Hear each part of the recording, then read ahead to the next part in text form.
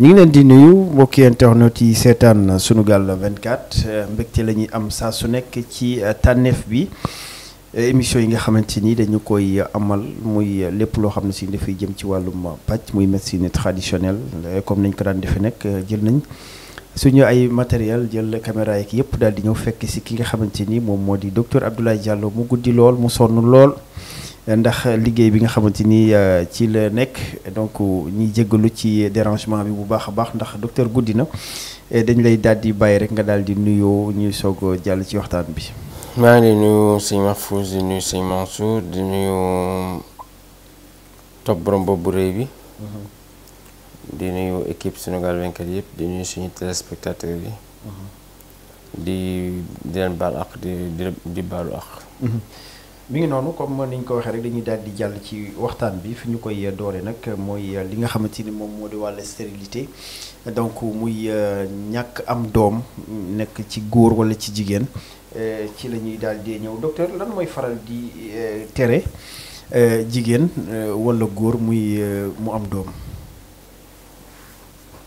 bien bari na. Mais selon l'OMS, Organisation mondiale de la santé, 75% des cas ci góor bi lay nekk. maa ngi jégalu nag téléspectateurs yi ñoo xam ne damaa gémmantu. Il fait 2h25 27 du matin. waaw te liggéey bi dafa métti quoi. nga jóg depuis 6h du matin ba léegi tu es en mouvement quoi day métti. donc ñu jégalu maa ngi leen di jégalu ci image bi ci baat bu naqadi bi mandiwuma nag du ma mandi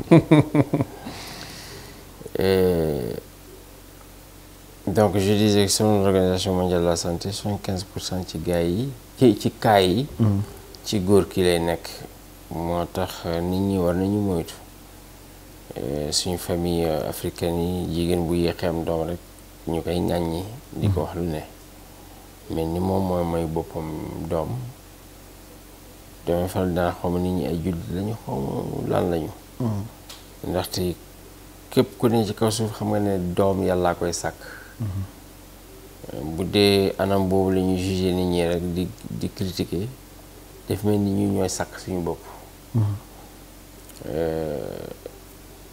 nga gis ci femme bi stressé toute sa vie ba yóbbee ko goitre bi yeneen maladie fekk ci góor ki la nekk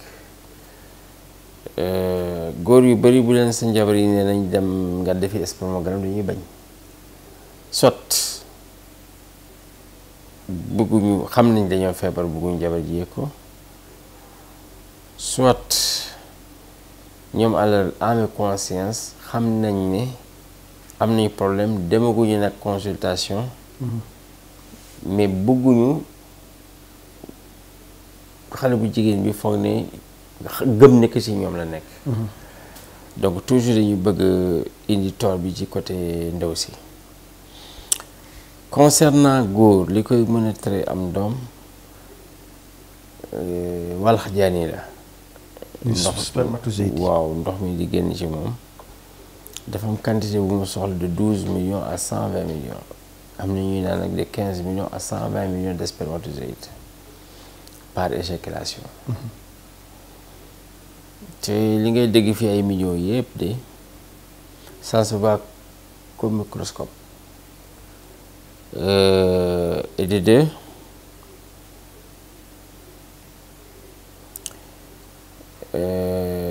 douze millions yi ba 120 millions yi yëpp benn spermatozoïde rek mooy dugg ci ndaw si mu ëmb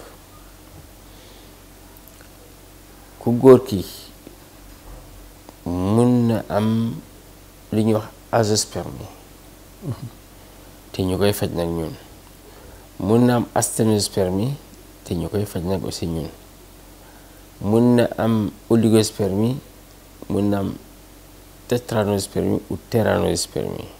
mais terme yooyu doo expliquer ci wolof comme ça kii seetaan. non mënuma ko expliquer ci wolof. ci tukulóor sax mënuma ko mais ñun en français xam nañu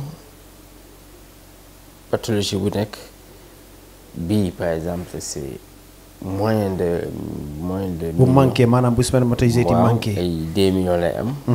ñii am nañu spermatozoïde mais. amuñu doole. amul mobilité. ñii am nañu spermatozoïde mais dunduñu et cetera noonu la rek donc la plupart nag ci ku góor ki ndoxum siti moo ko joxe. yàgg naa ko wax ma ne bu leen ne vous attendez pas que médecine moderne comme ni ñu koy tuddee mu fajal leen seen sperme parce que mënuñu ko. Parce que le mal on le soigne à la racine te racine bi siti bi la siti bi la ñu war a njëkk a faj à 30 000 francs pendant 3 semaines après nag ñu commencé faj sperme bi sperme nit mën na ñëw indi la 4 pathologies. C'est rare de le voir mais parfois il y a des gens qui ont 4 pathologies. ci côté sperme. waaw oligo asténo térano nécro. bu amee ñeent pathologie par pathologie lay faj 40 000 par mois pendant 3 mois bu ko neexee bu dee am na ñeent pathologie mu commencé ci 2 mais avant commencement bi dafay jël garabu siti d'abord. parce que siti bi ni muy tàngalee deret bi day rey maniw bi donc ce qui fait que pathologie bu nekk 40 000 la mun nga jël du ma la jox nag ñett pathologie. parce que du ma nangu kenn di naan ñett bouteille comme par exemple nga am hémorroïde am siti am ulcère du ma nangu di la jox 3 traitements yi. c'est vrai que ñun suñuy médicament amul benn effet secondaire c'est étudié et puis ni nga koy utiliser yow boo amee xel da ngay xam ne il ne peut pas y avoir d'effet secondaire. mënuñu baxal ndox bi mu bax sotti ci sunguf def ko infusion nit ki di naan mu am effet secondaire à ça je suis pas d'accord. C'est archi faux. benn effet secondaire bu nga ko par exemple bu dee ñaari bouteille la bii hémorroïde booy siti nga naan ci benn bi 3 cases automatiquement nga naan ci beneen bi 3 cases. waaw boobu moom boo deful différence distanciation 1 heure temps bi soo moytul moom. mën na am effet secondaire. waaw day tension bi day yokk day monter. ben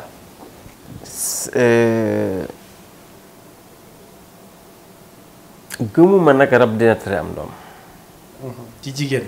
mooy jigéen muy góor. waaw parce que fii gëmuma ko. bëri na li ñuy gëm loo. waaw man jigéen ñi gëmuma ko dañu am parce rab. que seetkat yëpp benn wax bi la ñu wax. dañuy am rab. rab lañ lay wax wala dañoo wëlbati sa buti ñu rek am na ko jógee Italie barki dem bu vendredi laa ko recevoir fii. mu ne ma dafa am beneen diine bu mu nekkoon mu tuub nekkat jullit. léegi mbokkam yi di ko xeex te fu mu dem ñu ne dañoo wëlbati buti ñu kaayam fi nga toog laa toog moom mu toog fi mu ne ko suma waay bu ma fonto bul yeb yàlla. mënoo convertir nga nekk ci l'islam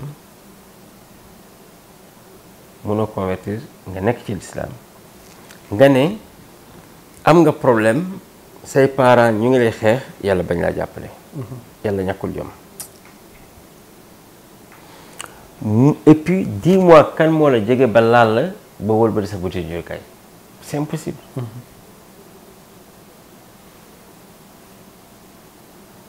après je dit ma wax ko li ma gis ci moom li mu war a faj voilà te règle yi dafa bloqué. effectivement siti day bloqué règle. siti day bloqué règle siti day désordonné règle. te problème bi règle yooyu soo ko amee doo mën a reproduire parce que kuy am doom mooy kuy gis règle parce que boo seetee ci préfécondation bi nga mën a am doom.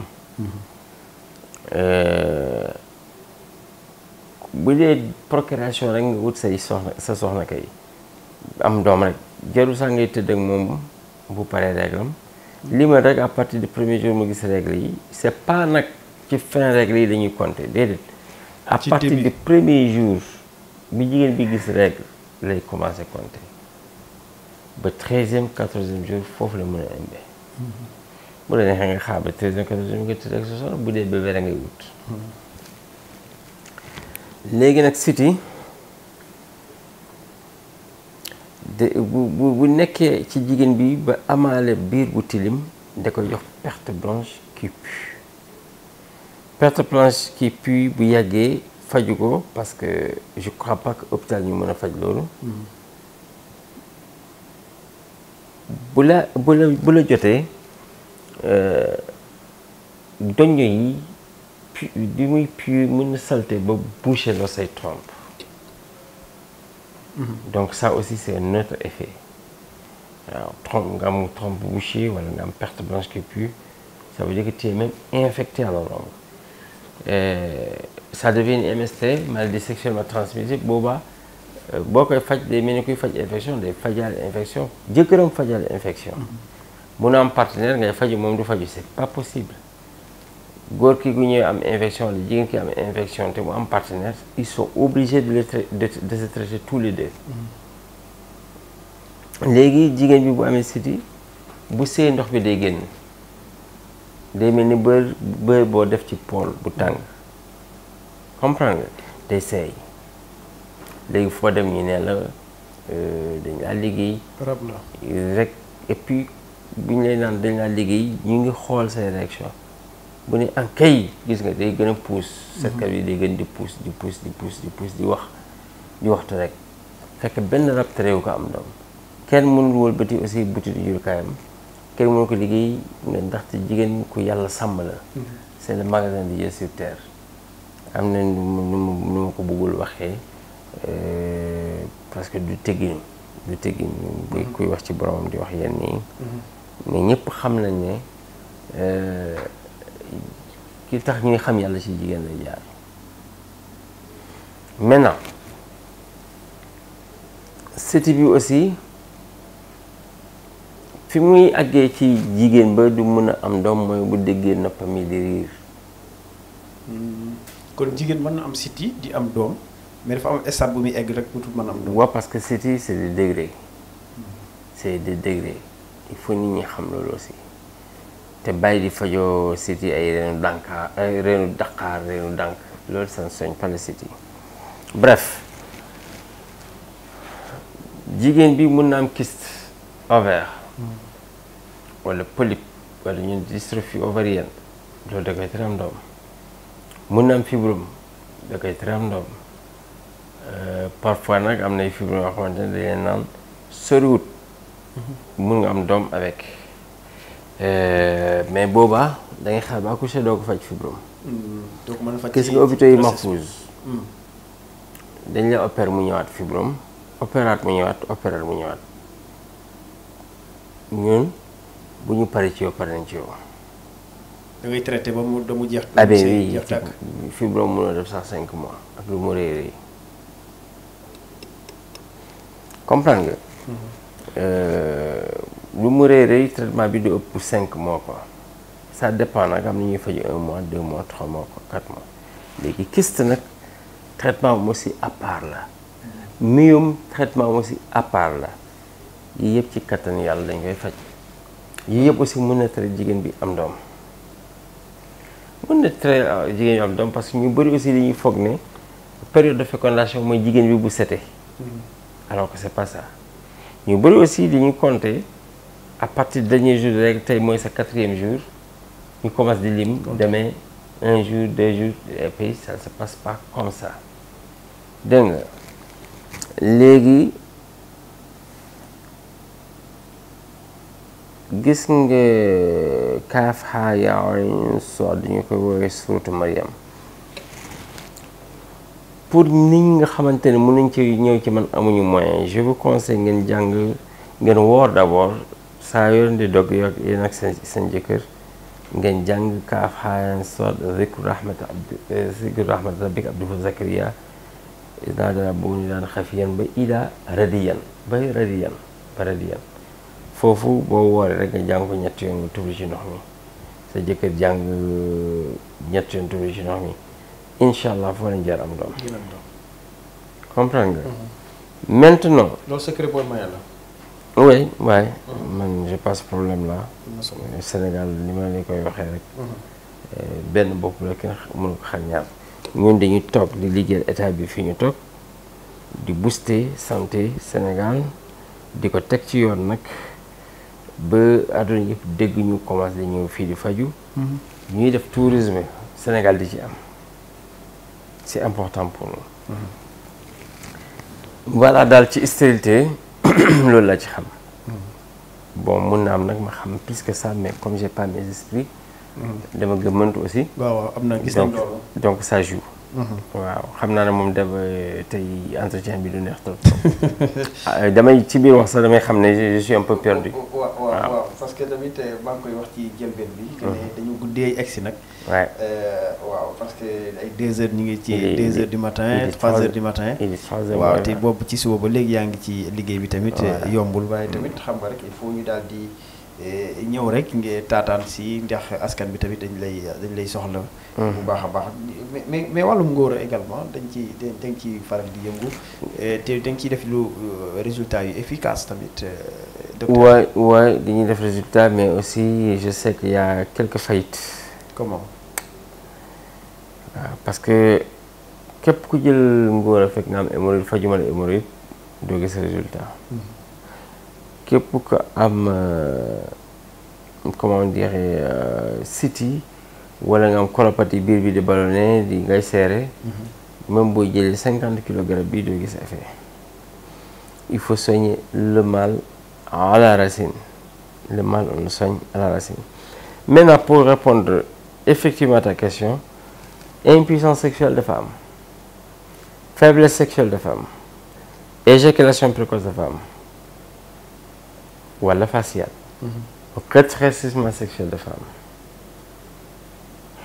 Rétrécissement sexuel boo bëggee sa awra gudd li ma lay conseil mooy c'est de laver le ventre. bul nangu biir bi tilim.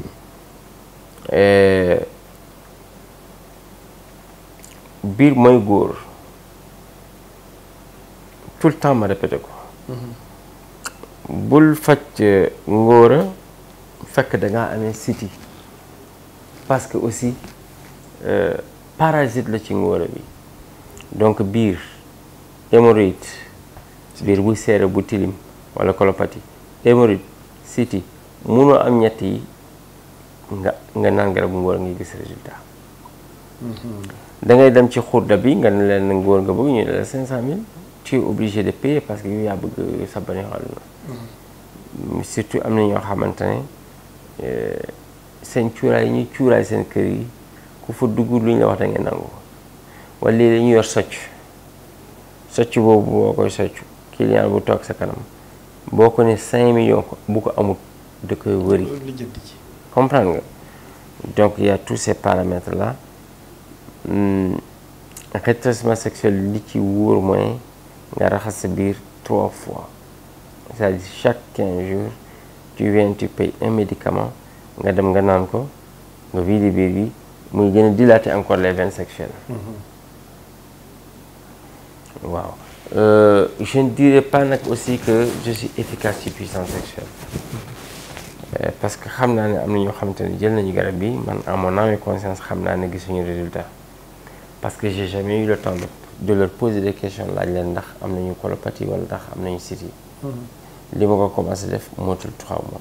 docteur nga ñëwaat rek ci li nga xam mu jënga ko wax muy ñi nga xam ne jox nga leen ay garabu ngóora mais leer na la yow amuñu résultat parce que tamit dellu amoo retour tamit ci ñoom. amoo retour ci ñoom mais je sais que. ne ma rek jox ma garabu ngóora raxasoo sa biir te Sénégal yi yëpp seen biir yi dafa tilim. te site yi ñëpp ko am degré yi rek ñoo wutee jëloo garab boobu rek nga ne garabu ngóora ça m'étonne parfois da ngay laaj nit kii su ma tombee ci téléphone bi ne c'est sûr que gis nga résultat mu ne oui gis naa changement moom mais daf may jaaxal.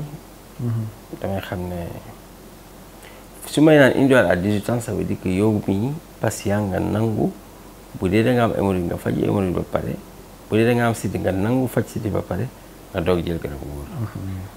garabu ngóora ak garabu éjaculation précoce bokkul garabu ngóora ak garabu faiblesse sexuelle bokkul garabu faiblesse dafa am garabu puissance dafa am. puissance sexuelle mooy da nga faible nga bëgg puissant. faible moyen puissant affaire bi day taxaw yolom. day ñàkk doole daal moom. appétit sexuel sax nit ki da koy ñàkk boo amee siti wala booy tux cigarette lu bëri. maanaam doo am envie di sëy. waaw booy tux cigarette lu bëri da ngay manqué appétit sexuel. boo amee siti da ngay manqué appétit sexuel. et puis naanaa bi ñuy naan nii di ko baxal day manqué loo appétit sexuel. ataay yu foor yi aussi day manqué loo appétit sexuel. donc lan mooy gën di faral di indi maanaam ay tële lan moo koy faral di indi ci góor. stress tous les médecins du monde seen premier point boo leen laajee stress la ñuy wax mooy indi faiblesse sexuelle. xam nga benn waay ne woon na ma Louga nee na bu manqué dépense du mën a sëy bu xalaatee ne suba amul lu mu ndekkee du mën a sëy ma ne kooku sa bàyyi sax mënu donc ak jamono ji fi mu toll problème yi nga xamante ni góor ñi ñu ngi koy am ci biir kër yi ak ci bitti donc loolu est-ce que du mooy indi loolu moo tax affaire maanaam faiblesse sexuelle bari ci réew mi jamono ji. pas généralement lii indi problème ci couple c'est pas seulement le sexe c'est pas une finalité. le sexe de finalité. leer na ma ne am na ay waajur yoo xamante ñu ngi fii ay góor yàlla ay jigéen yàlla. bu doon mariage faratal la dañ ci dugg. mais jamono ji dañu gis ni jigéen ñi loolu ñuy gën a privilégié ci sëy yi. waaw parce que adduna bi moo demee noonu. sa dépense bu motee tamit bëccëg bi te sa dépense guddi motul dañ lay wax koy wax carrément ceeb ak diwlin taxuma ñu fi am na sama kër baay. et elles ont raison. sëy nag loolu moo koy neexal aussi. loolu moo koy neexal mais infidélité bi aussi dafa bëri ci réew mi. xam nga même bu dul loolu sax il y a des femmes yoo xamante ne seen jëkkër dañuy seetlu ñoom chaque nuit. mais fekk amuñu baneex parce que y a des hommes nag franchement c'est pas des hommes seen plaisir rek la ñuy wutuñu plaisir femme bi. L'homme la manière dont il gagne plaisir jusqu'à jouir la femme doit aussi jouir l'amour dafa am. la baie. dafa am ma bañ a àggali moo bi parce que c'est un peu déplacé. le sexe aussi dafa am ñetti façon la pénétration mais bokkul. le vrai gentleman c'est lui qui cherche à faire jouir sa femme plusieurs fois avant de jouir. kooku dañ ko jàngale. d'accord xam nga ñun fii société bi ñu am moom dañu nekk société boo xam ne. c'est tabou du ñu waxtaan du ñu waxtaan ci yooyu. man damay waxtaan yu bëri damay waxtaan ak ñoom sexe. voilà góor yu bëri damay wax ak ñoom. madame du am plaisir ma ne ko ci yow la. yaa mënul ma wax ko combien de centimètres rek la war a yem pour que la femme ait plaisir quels sont les points faibles fan la war a laal fan la war a kii voilà et puis nag du ma ne yonent bi nee na c'est un peu déplacé mais dama dégg ñu ne nee na il faut faire des approches à vos épouses. Des approches. yi ngi di wax préliminaire. les préliminaires oui. mais docteur bëggoon naa nga ñu waxtaan ci tamit muy infidélité bi bëri ci réew mi. donc daanaka ni nga koy wax fépp infidélité bi daal jaaxal na nit ñi ci jamono ji. boo motee góor dégg. ngay joxe ration guddi ba mu mot. ration bëccëg ba mu mot. calpe femme bi am xaalis. je crois du am temps infidèle femme yi ñàkkuñ jom femme sénégalaise dafa xam luy sëy am na ci ñoo xamante ñu ñaan la baat moo leen gënal njaaroo bu ñu ñaanee njaaroo rek dañu leen ñaan baat am na ci man j'en connais comprends nga mais tu penses pas faire le shopping à ta femme lu xew du ci jiitu franchement nag tabaski ba tabaski la am yére. maanaam toppatoo bi mooy des. waaw te c'est le monde de l'argent. adduna bi ku fi amul bokkoo yàlla sax bëggul baadoola. mais nag docteur jamono bi. dafa nekk wax ci benn boutique benn femme ne ma yàlla mooy créé baadoola ma ne ko yàlla kay moo créé iblis waaye bëggul iblis. waaw. dëgg la supposons la prière julli am na ay sijaar yu jet téeméer boo ko laalee boo si jullee yàlla du nangu. ah oui. lu tax mais il faut respecter julli bi wutal sijaar bu rafet sol lu rafet. sol lu rafet brossé wu. dégg ko fi ma ko jëlee mooy Yonent bi sallallahu alayhi wa sallam nee na julli boo julli fekk da ngaa socc sa gémmiñ mu ëpp 70 fois julli boo julli fekk socc woo. donc propreté dafa bokk ci l'islam léegi boo pauvre amoo loo jëndee brosse nag donc pauvre mënul sax julli. gis te pauvre xol bu bon la yor. même gis nañ sax. bëggul ku bëgg lu baax bëggul ku baax dafa bëgg ñëpp mel ni moom xolu gaana la ñu yor. moo tax ku wax lu baax ñu critiquer la. parce que ils veulent toujours que les gens aient le même niveau que. mais docteur nag ci côté julli fii gis nañ fi gars yoo xam ne si nii ñoom seen benn jàllaa bi rek la ñuy yor boo xam ne si nii daanaka. waaw kenn xamul lu muy nuru bu ñuy julli rek ñu wekkoo ko. julli bu ñu paree subi waat solaat seen yére yu baax c'est pas sérieux booy dem ci sa sëriñ doo sol boobu. booy dem ci président de la république doo sol boobu. booy dem rendez-vous ministériel doo sol boobu booy dem di uti visa doo sol boobu il faut qu'on soit sérieux il faut qu'on respecte notre religion. am na ñoo xamante ne jël si jàddi ko yóbbu juma fu ñu ko teg doo ko gis. ok jëlee sa jaad sa kër ñëw laa ko ci biir juma bi. les gens ne réfléchissent pas. yow si jaad bi da nga ko teg sa kër di si julli fi nga ko teg c'est parce que laabul moo tax nga teg sa jaad bi.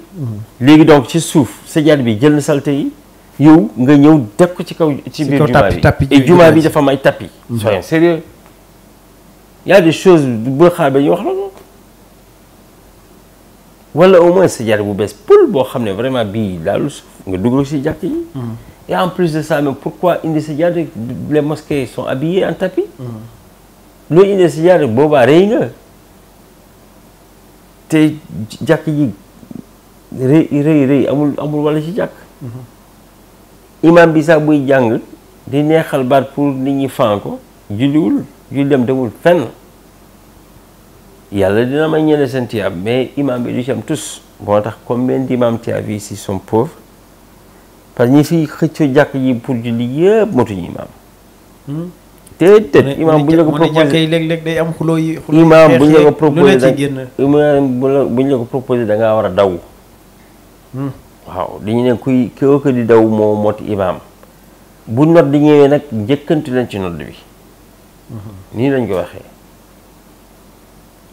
Imaginez quelqu'un porte le maillot de El Hadj Diouf numéro 11 dugg ci juma di julli quitte la permis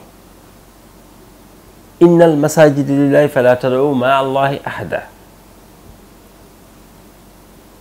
moo tax même sëy waroo ko takk ci biir jàkk parce que di nga fa tudd tuuru nit te innal masajida lillahi innal masajida lillahi fala tad'u ma'a allahi ahada.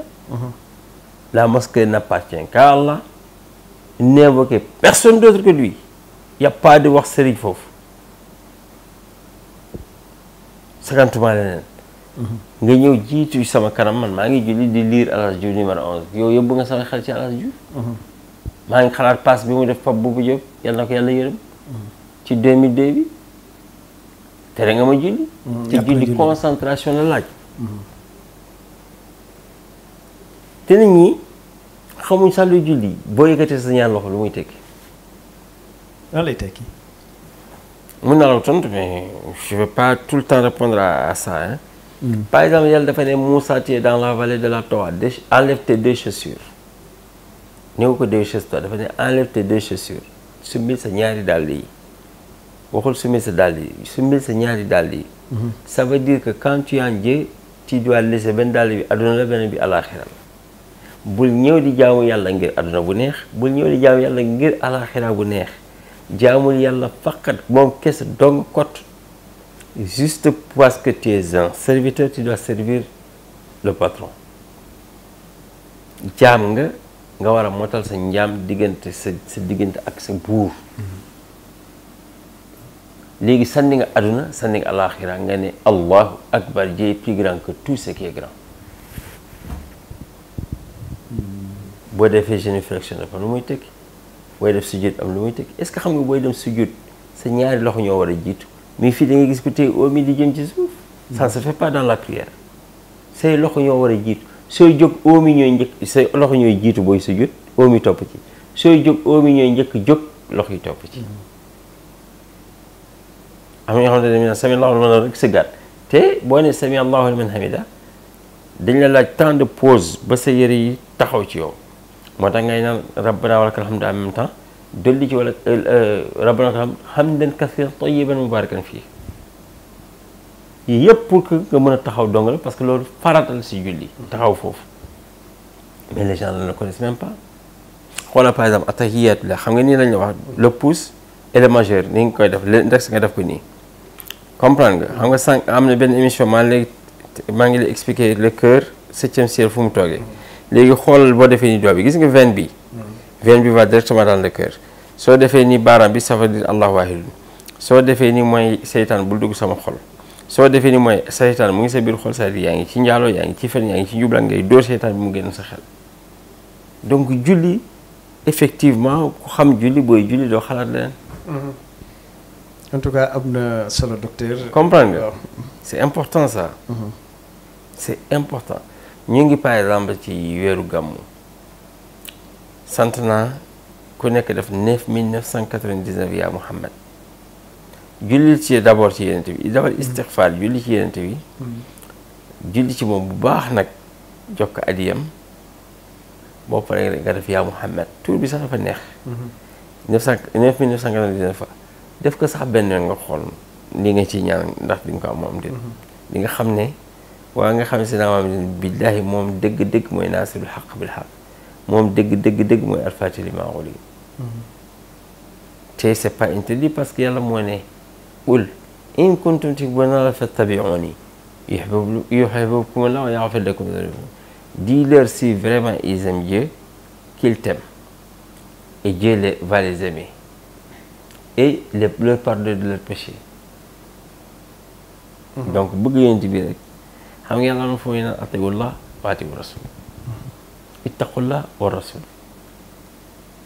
Muhammad moo tax dafa am saxiir kabir Muhammad nabi Muhammad rasul bi moom du dee parce que léegi bi ngay tashahhud nuyu nga ko assalaamu alayka ya nabi te il répond à tout le monde à la même seconde Seydina Muhammad ku yéemee la moom nee na xam na annabi la balaa Adam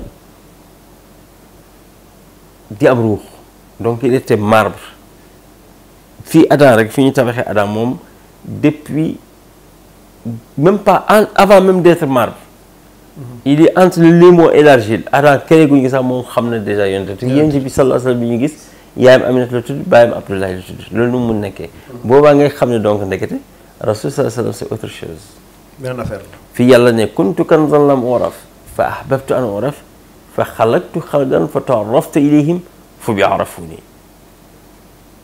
Dieu a dit j'étais une richesse cachée j'ai voulu me faire connaître j'ai créé une créature je me suis jeté dedans pour qu'on me connaisse fu bi arafuni te fu bi ak Muhammad c'est équivalent fu bi c'est 92 Muhammad c'est 92 arafuni donc bu doon Seydina Muhammad sallallahu alayhi wa sallam kenn du xam yàlla dégg nga ma déggoo bu doon Seydina Muhammad sallallahu alayhi wa sallam kenn du xam yàlla am benn émission may naan wirdal Allah Muhammad rek tu auras tout l'argent du monde effectivement c'est effectif Muhammad 92 la fu bi 92 la afwaajan sax 92 la afwaajan 92 la am na solo yaa ngi may dégg bu baax on a la meilleure religion du monde mais est-ce que ay jullit lañu wala ay jullikat lañu est-ce que ay jullit lañu wala ay jullikat lañu voilà la question que je me pose Sénégal dem nañu ba jël sëriñ sax daf ko yàlla dem nañu ba jël sëriñ daf ko yàlla te gis nañu sëriñ bi dafa kennal boromam bu dundoon tey boo ko waxee yenn waxi day lay daan astaghfirullah ba dàq la génn la këram xamal la ne que moom jaamu yàlla ab jaamu yàlla dong la xamul ëllëgam sakantuma ëllëg keneen ndaxte yàlla moo ne ci alxuraan alla taziru waaziratun wizra uxra aucun homme ne pourra supporter un autre aucun intercesseur n'intercédera pour qui que ce soit fama tanfa'uhum shafa'atu shafi'in alquran laa lay wax ni te comme ni ñuy defee nii ay tarix yi ne ngi ku ne tarix da ngay dem pour dolli ko yàlla ça veut pas dire que nit sax warul julli dëgg du toog bay naan man tijaan la wala mun la wala xaadir wala la sàng bi ñu ne rek ñu ngi ciy waxtaan ci biir oto bi pour nga bañ a bokk ci fi yàlla di naan ceux qui font de la religion des sectes inna alladina farraqu diinahum wa kanu shi'an lasta minhum fi shay. Il faut pas qu'on fasse de notre religion des sectes. da ngay dem ci sëriñ bi ngir mu lay dolli ci yàlla mais sëriñ bi amul maqaama toll ak yonent bi sallallahu alayhi wa sallam yonent bi tamit amul maqaama toll ak yàlla mais munoo xam yàlla jaaroo ci xalifa bi xilaafa bi moo lay woon waliw bi moo lay woon Seydina Muhammad moo lay woon yàlla loolu la ñuy wax ci première question boo ne àgg nga yàlla dañ leen naan xaqaayi gi ñaata la boo ko mënul tontu xamoo yàlla c'est juste ça mahfouz diine bi boo ko sellalee nga xam te surtout yàlla dafa ne xam leen ma balaa ngeen may jaamu tu es tranquille peinard vénard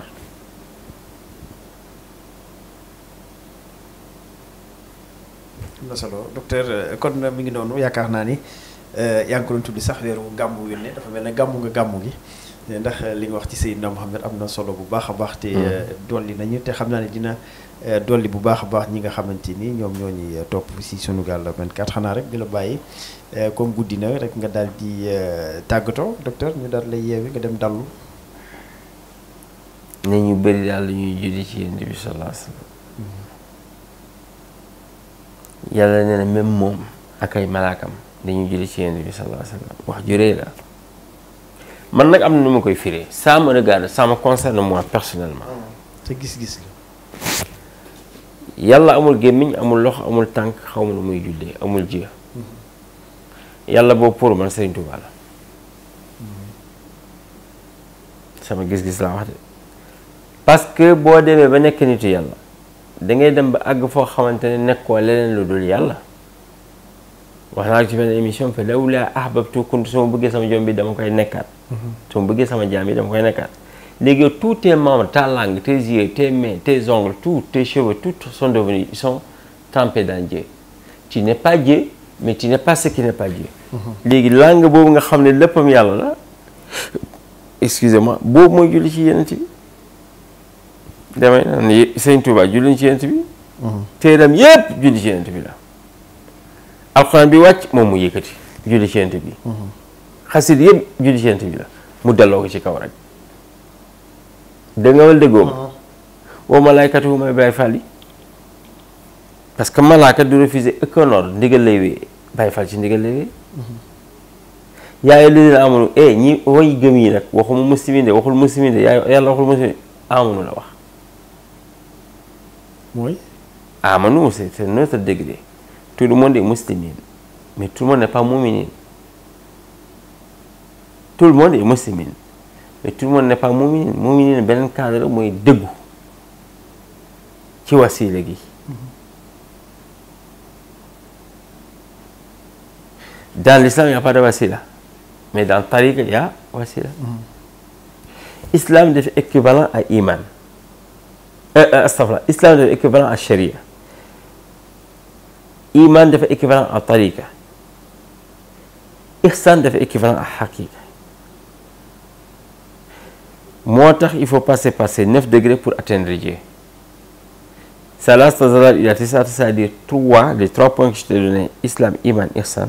Islam dafa am ñetti tomb yu ne ci biir petit A petit B petit C mooy la crainte et les révérences non le tawbatan nasuha repentir de repentir sincère, la droiture c'est istiqama, c'est-à-dire suivre le Coran et la sunna ak la crainte.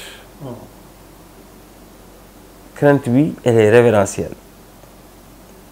Iman indi 3 mooy tariq indi 3 mooy siddiq sincérité à celui à qui tu as prêté serment d'allégeance parce que yàlla dafa ne innal ladhina yubayyi'unaka innama yubayyi'una Allah yadullah fawqa aydihim, c'est qui te prête serment d'allégeance ne font que le prêter à Allah, la main de Dieu est par-dessus vos mains. Donc joxe tariqa am na. Plus loin il a dit wattabi' sabila man anaba ilayya, suis la voix de celui qui est venu en moi repentant pour me connaître. Ya ayyuhalladhina amanu wa muslimin ittaqullah wa jahidu fi sabilihi. Jihad. Ittaqullah wabtaghu ilayhi al-wasila d'abord. Nga ut wasila. Léegi donc islam après islam donc ñi fi yem rek. ci islam ji ci ñu leen di tuddee ay ibaadu rahman fii ñoom fii la ñu yem ci ñetti points yi repentir topp sunna ak alxuraan crainte ragal delluwaat ci li ñu tuuboon bàyyi leen fii la ñu yem. ñu ngi rez-de-chaussée nga ñëw premier étage mooy tariqa nga ñëw deuxième étage mooy xaqiqa léegi yow jaar nga ci su rez-de-chaussée bi ñëw nga ci premier étage bi ñëw nga ci tariqa am na siddiq am na lixlaas am na tumaam c'est-à-dire am na fidélité et sincérité avec celui qui a prêté serment d'allégeance am na sainteté set nga ci moom lépp lu dul yàlla c'est-à-dire yàlla rek ngeen sëkk. Tu as compris ak apaisement c'est-à-dire même si tu es riche tu couches dans des draps en or boo ñëwee ci moom da ngay suufee sa bopp. léegi yow yaa ngi premier étage léegi yow xam nga jaaroon nga rez-de-chaussée xam nga li fa ne. kii ñëw nga premier étage bu la weddee loo ci man soo ko ne sama lal yi en or la yaa ko gis. moom aggul foofu moo tax jiwo bi am ñàkk déggoo bi léegi nag nga àgg ihsan aussi 3 points la am désirer la face de Dieu en toute chose contemplation contempler désir contemplation et connaissance désirer la face de Dieu en toute chose contemplation c'est en écoutant ce qui est Dieu et en laissant de côté ce qui n'est pas Dieu.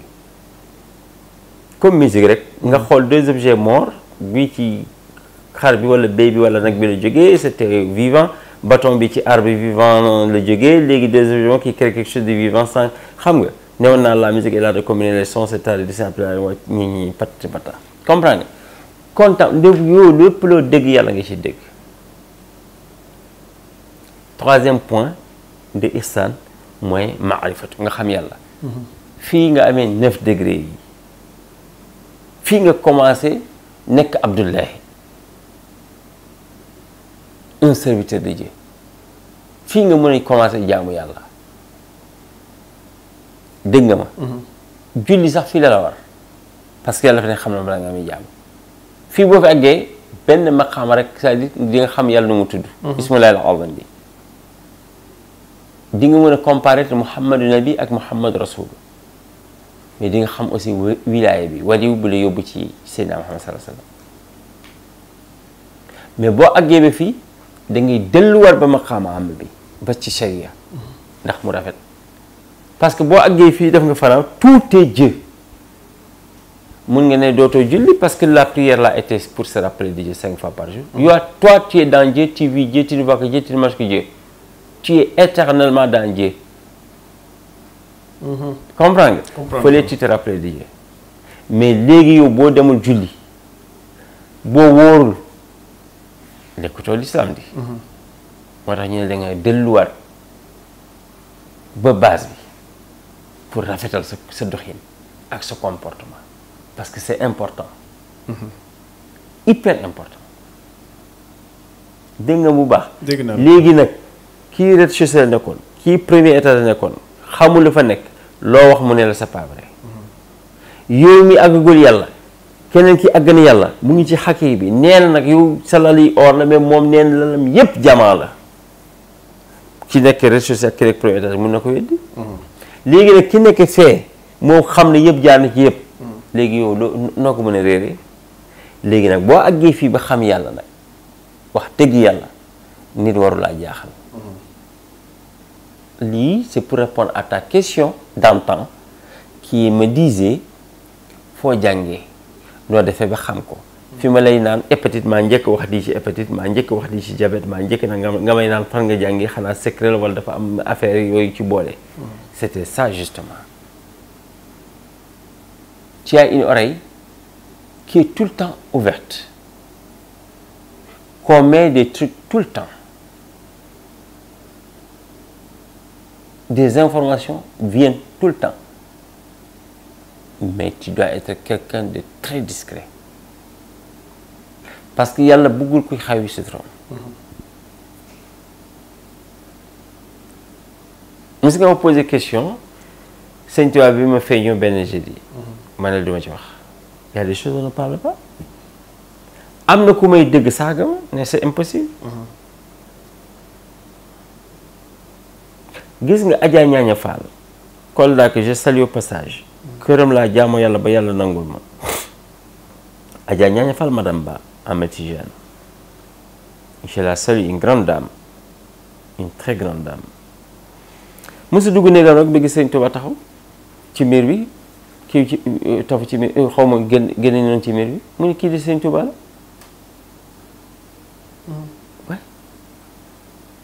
nee naa la man jour bi may def ak Fifi Diaspora 221 émission bay naan lépp lu sëñ Tuubaa amul bëgguma ko j'ai coupé nag débat bi je crois que d'après les dires parce que man du ma lire commentaire du ma xool vidéo dégg naa saaga bu ne wax nañu ma ko ay yàlla bu ma mënoon am temps boobu ni mu meloon les 3 mois là yi ñu ma doon saaga là c'était les 3 mois les plus beaux de ma vie xaalis rek laa doon am barke Seydina Mohamed comme taw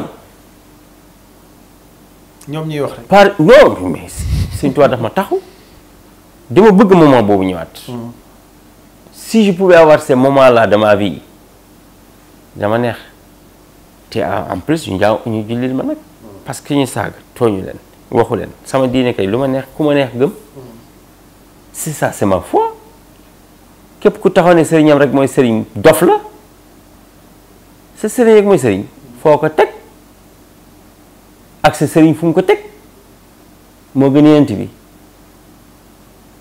moo gën Sëñ Tuubaa moo gën Seydina Limaamu Laay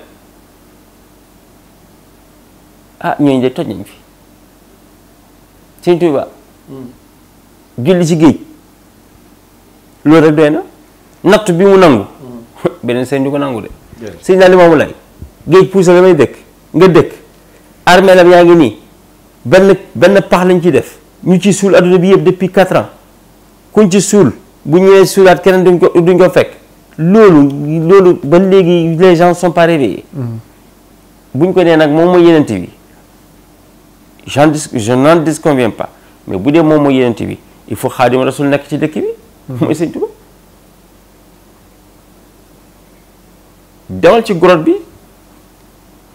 demal ci grotte bi tu verras loo xamante ne lu la yem la il faut faire attention à ces pays là seulement nag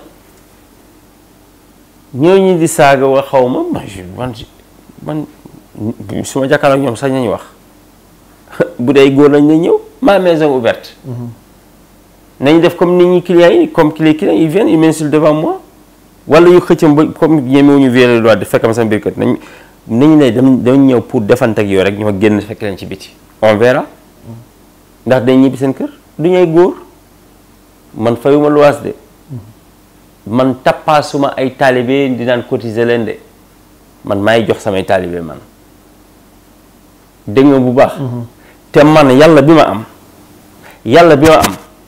soxla ma ci biti man yàlla bi ma am lépp lu ma bëgg daf may fekk si yàlla bi ma am tere na ma ŋaññi doomu aadama yàlla bi ma am tere na ma ragal ko moo tax du ma wax ci nit lu ñaaw ku xam yàlla du saaga ku xam yàlla du wax lu ñaaw ku xam yàlla day xam Serigne Touba képp ku ne xam na yàlla wala am nga walla ci yàlla Serigne Touba newu sa xol amoo tus seytaan nga jaam nga mbaam nga maa ko wax xam nga ku bëggul Serigne Touba ma ne la amoo walla ci yàlla Serigne Touba munoo dem ajjan doo ko fekk munoo dem ci Rasul sallallahu alayhi wasallam doo fekk Xaadimu Rasul c'est pas vrai moom nga fay njëkk a fekk man maa la ko wax yàlla am na fu mu yaan ci alxuraan wa laqad zara'naa li jahannama kathiiran mina al-jinni wal insi lahum quluubun laa yafqahuuna bihaa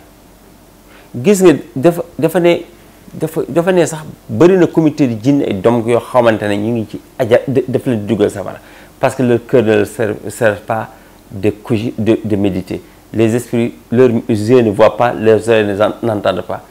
Ils ne sont ni moins ni plus que des troupeaux. Ulaa'ika kal-an'aami bal hum adall ulaa'ika humul ghaafiluun mooy ñooñu. Sëriñ Tuuba ku ko amul ci sa xol ma ne amoo walla ci yàlla maa ko wax. loolu de leer na. saaga leen ma fekk la ma sama kër nag bu dee ay jàmbaar ngeen wala ngeen woo ma ci digg koñ bi boo leen dawul yàlla naa dee di nga daa leen xamal ne xamu ne yàlla tus ku xam yàlla di nga am ay malaaka ku xam yàlla da ngay am ay malaaka yu nekk ak yow parce que yàlla moo ne inna alladina qaalu rabbuna allah thumma istaqaamu tatanazzalu alayhim almalaika alla taxaafu wala tahzanu. Ceux qui disent que Dieu est notre Seigneur et font de bonnes œuvres, là où ils sont, je leur envoie des anges. N'ayez ni peur ni crainte. nañ ñëw. def nañu ay réunion jël nañu ay dog virde nañu lu ne corte nañu mënu luñ ma tus tarfate ay. Je suis avec Serigne Touba. Je ne veux même pas parler d'eux parce que c'est des gens qui portent des livres. xam nañ seen bopp xam nañ seen bopp. Je ne réponds même pas à ces petits cons là man dama tal ñooñu man ku tardé dina ma tardel ku nekkaat ci shirku billah man dina ma tardel. du ma topp kenn nag man awma sëriñ de dégg nga wala déggoo ma ci kaw suuf fii du ma topp ci kenn amul maqaam boobu may topp ci nit fii amut sama ndey mooy sama premier sëriñ man Sëriñ Tuubaa rek képp